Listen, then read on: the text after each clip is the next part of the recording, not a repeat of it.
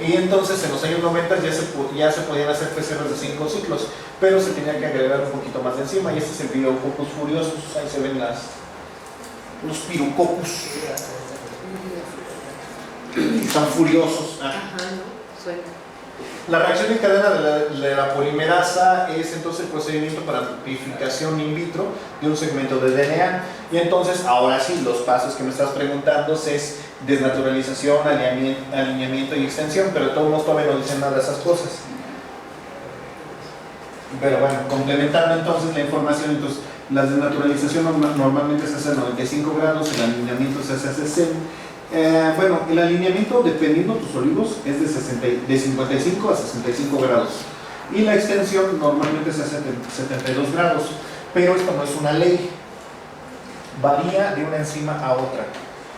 Y también varía de un olivo a otro. Y también no les he puesto para nada el tiempo, porque ese sí depende casi de cada estructura que tú tengas. Ahorita vemos cómo se calcula. Pero bueno, entonces, la desnaturalización se hace un paso inicialmente de 94 a 95 grados por 10 minutos. Esto es cuando se tiene DNA genómico. ¿Por qué se hace una extensión tan grande de tiempo? Porque como es genómico, pues es muy grande, entonces para desnaturalizarse requiere bastante tiempo. Sin embargo, el DNA viral, como es más pequeño, pues hace una desnaturalización nada más de unos cuantos minutos, de 3 a 5.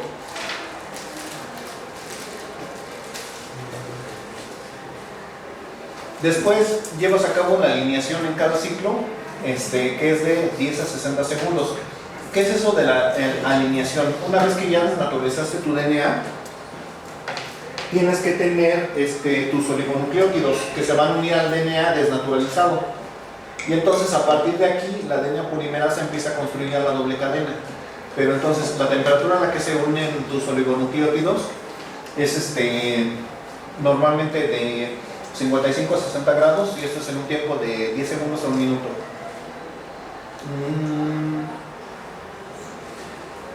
Ahora, ¿sí se acuerdan por qué se utilizan estos oligonucleótidos? Se los había mencionado. ¿Quién lo observó por primera vez? Un japonesito.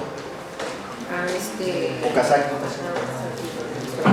Observó que los fragmentos de Okazaki servían como base de anclaje para que la DNA polimerasa de ahí se anclara y siguiera su camino. Entonces estamos haciendo exactamente lo mismo. Le dices a la DNA polimerasa, aquí, ya se une y ya de ahí sigue. Por eso es que se utilizan el mismo DNA, el DNA con la misma secuencia, pero más chiquito. Y bueno, entonces lo que sigue es el alineamiento de los primers u oligonucleótidos, como le quieran llamar. La temperatura varía de una PCR a otra. Este factor se tiene que calcular. El cálculo lo haces en la página. Bueno, hay muchos laboratorios que te lo sintetizan. Y desde muchos es aquí a ¿qué? 1 kilómetro, brincas la barra del simple y ahí sintetizan. Bueno, no, así tienen que rodear por afuera, no vayan a brincar la barra. No creo que brincando la barra los vayan a recibir. Pero sí, o sea, tú le llevas la secuencia, te lo sintetizan. Y una vez que lo llevas al laboratorio a sintetizar, normalmente el laboratorio te da la temperatura real a la cual se alinean. Aunque en varias páginas tú metes una secuencia y ya te dicen, se alinean a tal temperatura. Pero bueno, y eso es un factor crítico, porque si no lo haces a la temperatura de alineamiento adecuado, tu PCR fracasa, así de simple. Debe ser calculada para cada PCR en aproximadamente según 2 grados arriba de la temperatura media de alineamiento se hace la PCR. La temperatura a la cual el primer hibrida con la cadena molde se llama TM o temperatura de alineamiento. La TM es la temperatura a la cual la mitad de las cadenas está alineada con el DNA. Eso se llama TM. Y normalmente no trabajas con eso, trabajas unos 2 graditos arriba. Y bueno, los primers específicos y largos deben ser específicos y más o menos largos, no excesivamente largos ni tampoco excesivamente cortos, y su TM debe ser menor a la temperatura de elongación. Que si son muy largos, sí puedes tener temperaturas muy altas, pero si son muy cortos, la temperatura es más baja.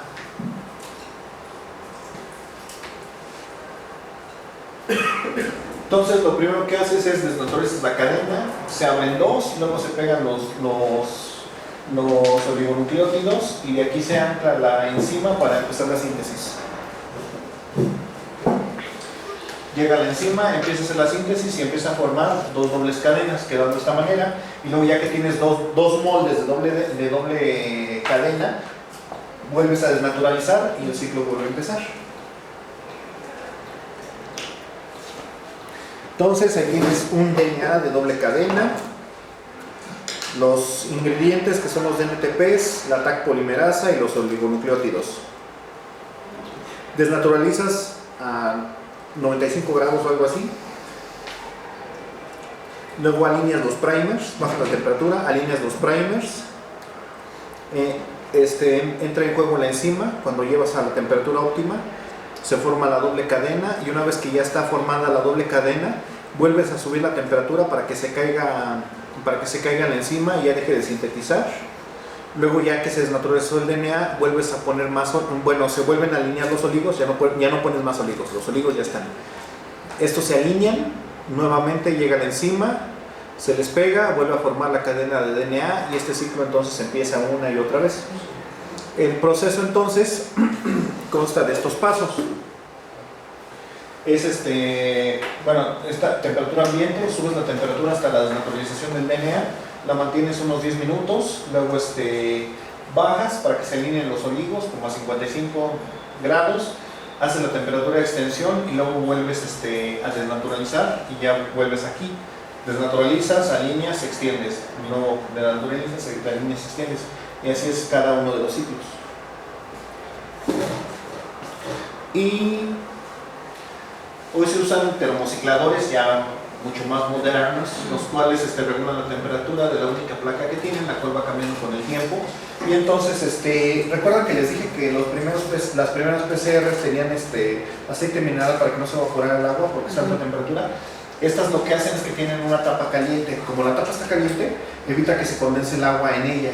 La tapa está a 100 grados. Entonces está más allá de la temperatura de ebullición del agua, entonces el agua no condensa ahí, se condensa en las paredes del tubo y vuelve a escurrir hacia abajo. Por eso también tiene la forma cónica el tubo.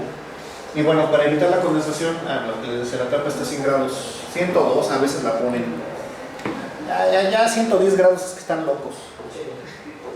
Ya, entonces ese es el programa del termociclador. Todos los termocicladores te van a pedir el ciclo 1, que es el paso 1, que es la desnaturalización inicial, luego la alineación, elongación y ya finalmente la alineación, la elongación, y ya después se vuelve a repetir el ciclo. Y así para cada uno.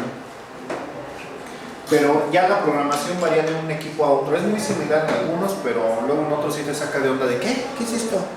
¿Por qué me pide esto? ¿Por qué me pide mi nombre y mi email? Bueno, detalles técnicos que tienen que más o menos tener en cuenta.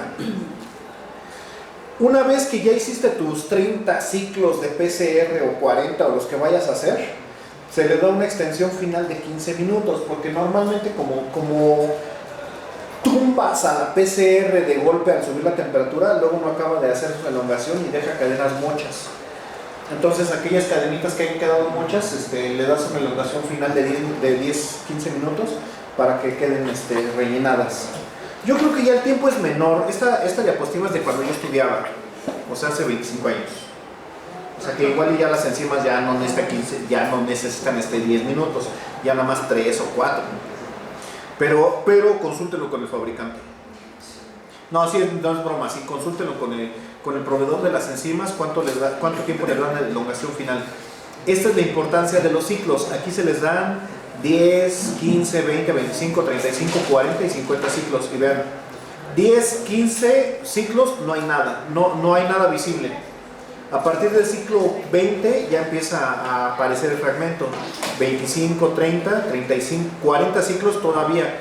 Pero vean lo que pasa aquí, ya cuando da 50 ciclos, ya hay dos bandas inespecíficas.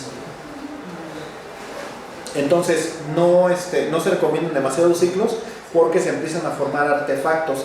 A esas bandas que sí viene el nombre, se les llama artefactos. Se les llama artefactos de PCR.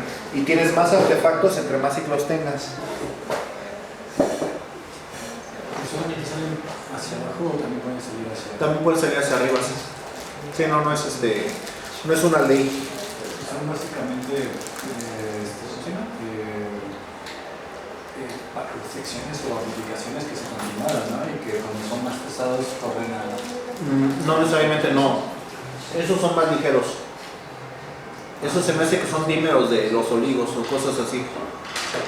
Pero es que como son eventos aleatorios, los de formación de esta cosa, puedes tener desde exactamente que se haya seguido de corrido la polimerasa, o que haya hecho un bucle y estés generando un bucle, N copias, o sea, son cosas muy raras.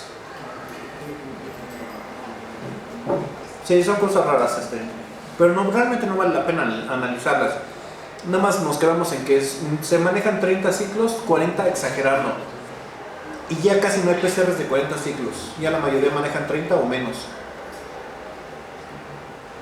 Porque ya no necesitas tanto molde para hacer tus reacciones. Ya todo sale muy bien con pocos ciclos. De hecho, por ejemplo, yo llegué a hacer PCR con marca radiactiva. Manejaba 15 ciclos. No se veía la PCR ahí, pero sí revelaba las placas fotográficas. Y salía muy bonita la banda, por cierto. Bueno, la elección de los primers.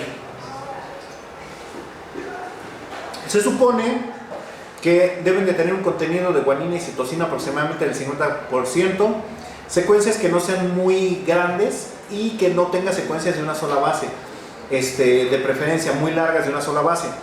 Evitar complementariedad entre los primers, esto sí es súper mega importante, porque,